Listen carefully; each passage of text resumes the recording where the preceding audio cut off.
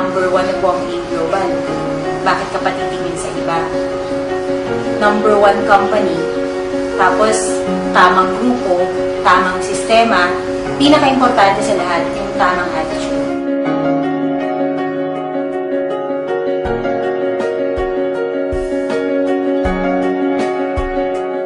Good morning, AIM Global. I'm Christy Manalo, isa po sa produkto ng sistema ng AIM Global.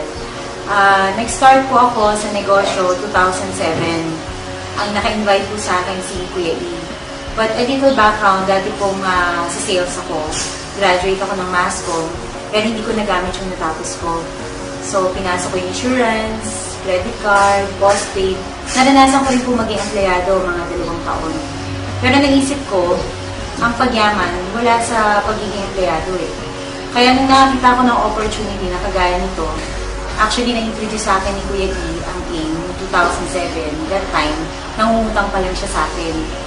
That time, evolution pa lang siya ng kahirapan. Pero nung nakita ko, una-una, may sakit siya. May problem siya sa colon nun. Pero nung nagamit niya yung product, nakita niya yung laki ng improvement sa health niya until such time na talagang free of cancer na siya. Kaya sabi ko, wow, talagang nakakatulong yung product. Although before naman, nag-vitamins ako. Pero nung nakita ko yung produkto ng AIM Global, amazing. Sa dami ko ng testimonial. So nung na-introduce sa akin to ni Kuya E, nagustuhan ko yung kape, unang-una, kasi coffee lover ako. Pero nung nakita ko talaga na nagbago buhay niya, 360 degrees, doon po ako nag-inspire ng todo. Kaya, syempre, ginawa ko unang paraan. Kahit na nung time na yun, lubog ako sa utang, wala akong pera, nakapag-multiple accounts ako. Nag-start ako dito, 7 accounts, kasi alam ko na sa negosyo na to, para kumita ka talaga ng malaki, gusto mong mabilisan talaga, kailangan marami kang accounts. So, ginawa ko unang paraan. Good news, after 2.5 months lang, nakabili na rin po ako ng sarili kong kotse. Cash. So, pagkabili ko ng first car ko, doon na nagsimula yung mga kamag-anak ko na negative. Kinoconsider na nila na gawin yung business. Nakarating ako sa iba't ibang lugar. May mga kaibigan pa rin ako na hindi pa rin naniniwala. Pero nung dumating na po yung second car ko, exactly after 1 year, nakabili po ako ng Chevy Optra. Yung una ko kasi nabili ko Lancer. So, yung friends ko na nung una, iniisip nila na baka company car lang yan, baka pinigay lang as support sa mga distributor. This time around, talaga napatunayan ko na malaki talaga kitaan sa AIM Global. Kaya, nung exactly 2 years, nang mag-upgrade na naman ako, bumili ako ng Toyota Altis top of the line. Yun po yung pang third car ko na sa AIM Global. Grabe, di ba? Imagine, sino ba naman ako, ordinaryong tao lang. Pero because of this business, I became somebody. And siguro, yung iba, no, makikita nyo, talagang lagi nagpapalit ng sasakyan kasi yun ang buhay namin mga distributor eh. Pero nag-decide ako, sabi ko, this time around, pupunahin ko muna yung pangarap ko para sa magulang ko. Kasi yung dad ko, nung upahan lang, March 30 of 2012, nag-housewarming po kami dito sa Villa Feliza. It's just near SM Bacoor, along the highway. 120 yung sukat niya, 2 kwarto, may attic. Good investment. Ang ganda ng location. Kaya nung dinala ko dito dad ko, surprise ko sa kanya. Kasi sabi niya, ang ngiti na magulang, hindi ko nababayaran ng pera. Kaya hindi ako bumili ng sasakyan na bago. Pero bumili naman ako ng bagong bahay para sa daddy ko. Pwede na, di ba? Kaya sabi ko nga, okay lang, nag-umpisa pa lang naman eh. Marami pa tong kasunod. Yun yung maganda doon. And nakita ko yung reaction niya, ako mismo natuwa. Ako mismo hindi ko ma-explain yung feelings ko. Dahil sa lahat ng resulta na nangyari sa akin dito sa AIM Global, ito talaga yung pinaka the best.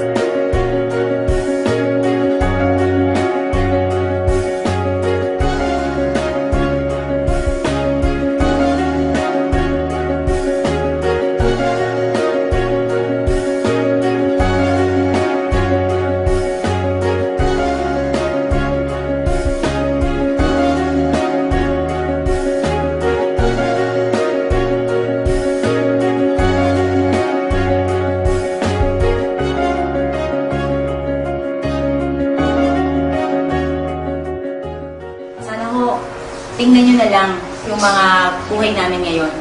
Compare sa buhay namin before, na dati lang commuter, dati lang hindi makabayad ng kuryente, dati lang halos lubog sa utang, pinupuntahan araw-araw ng Bombay, ng maniningil, hindi ka halos makatulog dahil ang problema lagi pera. Ang problema ko pa rin pera. Yung nga lang, hindi ko na alam kung saan ko siya gagastusin. So, sana ganun din yung maging problema nyo, di ba?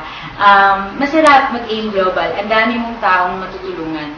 Aside dun sa malaking kitaan, right now, pumapalo na po sa 300 to 400 yung figures na kinikita ko. Pero ang goal ko, I look forward na maranasan ko yung kinikita syempre ng upline ko. Lampasuin ko yung kinikita nila kalahating milyon, 1 milyon, isang buwan. Kaya-kaya naman eh. Trabaho lang ang katapat. Kaya sabi ko nga, kung naranasan ko na yung Hong Kong trip, wala akong pinapalagpas eh. Noong 2009 naman po, Asian Cruise, Malaysia, Singapore, Thailand. At yung pinaka-ultimate goal talaga na hindi ko makakalimutan na nakuha ko sa AIM. Nabigyan po ako ng 10 years multiple visa to US. Grabe! Eto, tingnan nyo. Ang malupit dyan, yung expiration. April 15, 2020. 10 years multiple visa po. Pinabigay sa akin. So, pwede na ako magpabalik-balik sa US. Grabe, yung magkano lang puhunan. Dito pa lang po, bawing-bawi ka na. Kaya sabi ko nga sa mga nag-iisip pa, para kayo nagtampo sa bigas. Sa totoo lang.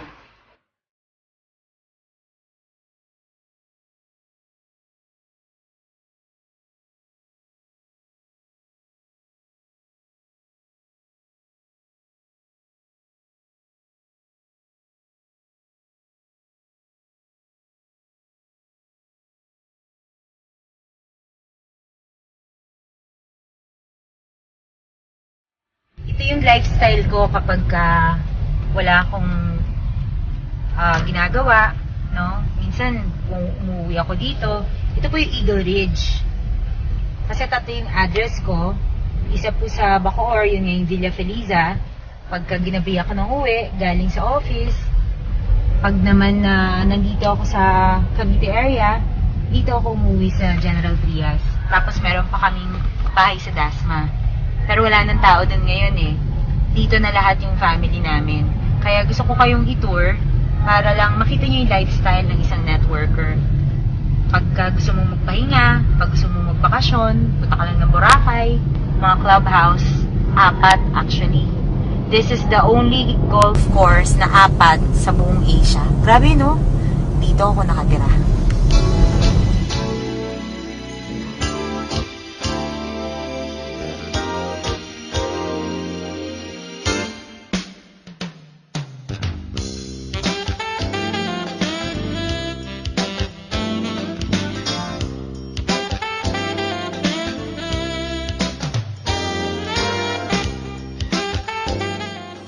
Ito yung living room namin dito sa Eagle Ridge. At ito yung anak ko. As a single mom, networker, napapag-aral ko yung anak ko sa isang exclusive school, St. Francis of Assisi. Ito siya, sa birthday lang. Graduate with honors. And at the age of 12, golfer na. Howard, di ba? Ito naman yung parents ko. Wala sila ngayon, nasa UK. Ito yung mom ko, ito yung stepdad ko. Ayan. So, kami yung mga magkakasama dito sa bahay. Nasa bakasyon lang sila ngayon. So, itour ko kayo sa labas. Ito yung golf cart ng anak ko. So, kapag ka-coating ako, ito yung ginagamit ko. Fortuner. Toyota Fortuner.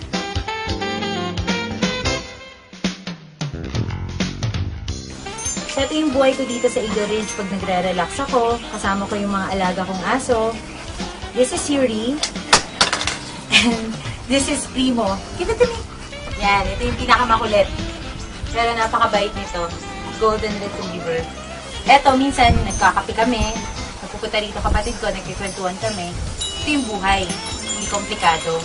Pag gusto mo mag-relax, pwede ka mag-relax.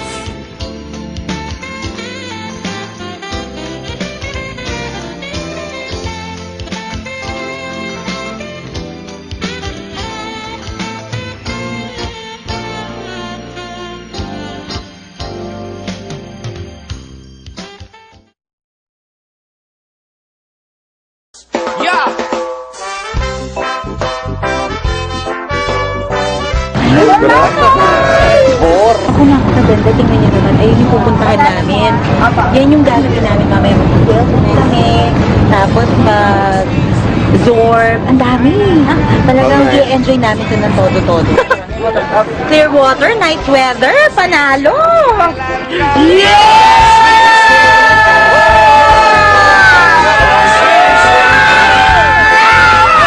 Sweetest thing, you're the sweetest thing. From Luzon, Visayas, Mindanao, 7,100 islands, beautiful places, beautiful faces, surrounded by the... Ay, andito na kami sa Astoria. Ang pinakamaganda, pinakabagong hotel dito sa Boracay to May drama talaga. Cheers!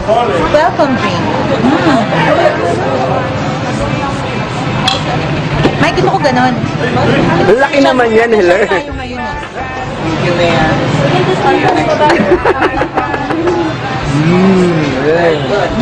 Pandan. Alright, that's it.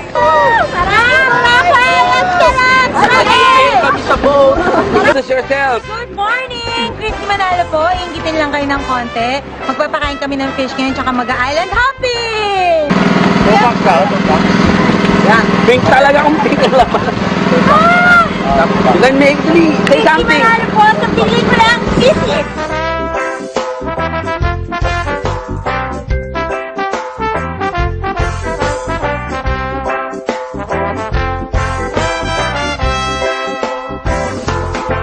From Luzon, Visayas, Mindanao, 7,100 islands. Pauwi na kami. Nag-enjoy kami dun sa ilang araw namin pag-stay sa Boracay. The best talaga.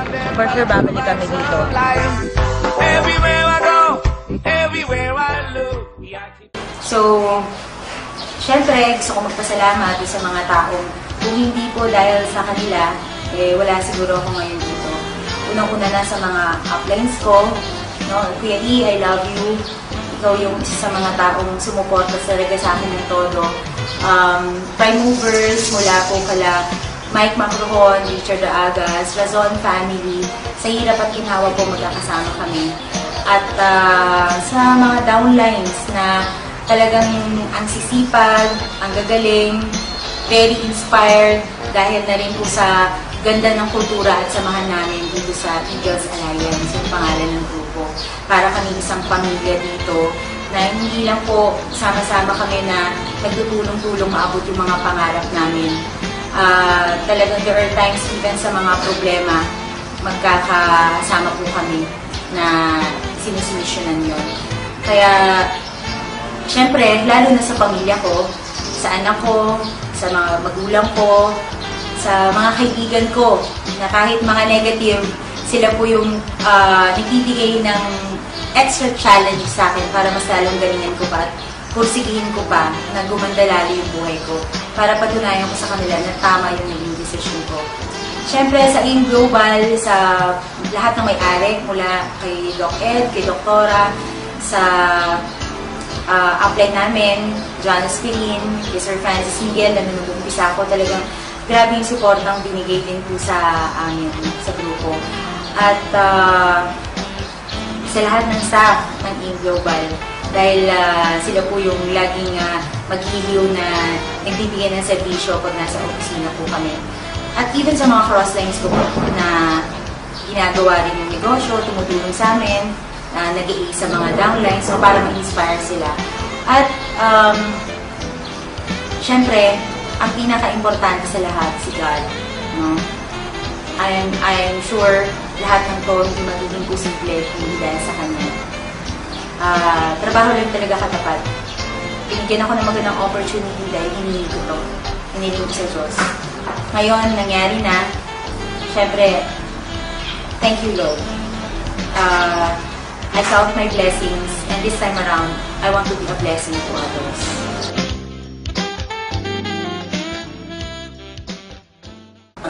Yun, maganda ng produkto kasi gumagamit nga ako.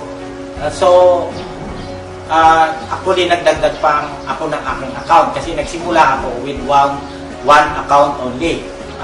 Tuloy-tuloy lang na ginawa namin. So kasama ko, nagtutulungan kami ng anak ko. Itong M Global business ko ay ginagawa ko na bali part-time. Pero napakalaking tulong dahil napapag-aral ko yung dalawang anak ko na dalawang kolehiyo sa ngayon. At kumikita ako ng 10 to 20,000 a month. Itong bahay na ito ay actually isa sa mga pangarap din ng aking anak, si Christy. Nagkaroon ng katuparan dahil dito sa M Global. Yung location, napakaganda ng location ng bahay na ito, accessibility, at saka yung proximity sa SM, Bacoor. So yan ang kagandahan ng resulta ng pagkapasok namin sa M Global. Sa mga magulang ko, itong negosyo ay titingnan natin na makatulong sa mga anak natin at sa mga future generation. Kasi sa kanilang pagtatrabaho dito sa M Global, ang mga pangarap ay pwedeng magkaroon ng katuparan. Dahil sa yung M Global ay napakaraming distributor na naging milyonaryo at talagang binago ang buhay.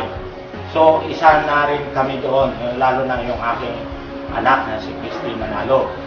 Muli, ako si Jimmy Tubiliasa, member ng M Global, ay nagpapasalamat sa lahat ng mga blessings na dumating sa akin, sa anak ko, sa aking pamilya na kasama dito sa M Global, and then sa lahat ng mga members ng M Global, and then the owners, especially Dr. Ed Cabanto, Sir Francis Miguel, and Sir John Aspirin, dahil sa kanilang able stewardship, itong company ay naging number 1 at maraming inabagong buhay. So, lahat ng biyaya o blessing na ito, I'm giving back all the praise, the glory, the honor, and the thanksgiving to our Almighty Father, our Creator of all, our Lord Jesus Christ. Amen. I have given you a choice between a blessing and a curse. When all of these things happen to you, remember that I have given you a choice. So mga kapatid, nakasalalay sa mga kamay natin kung ano po yung kahihinatnan natin sa negosyo na to. Huwag niyo iasa sa upline, huwag niyo iasa sa downline. Ikaw mismo ang gagawa ng swerte mo dito. Ikaw mismo ang gagawa ng success mo. Pero naniniwala ako, basta gusto mo, mangyayari sa'yo. So good luck, more millions din sa inyong lahat. Kung ano yung nangyari sa akin, ang prayers ko, sana mangyari rin po sa inyo. Power in Global.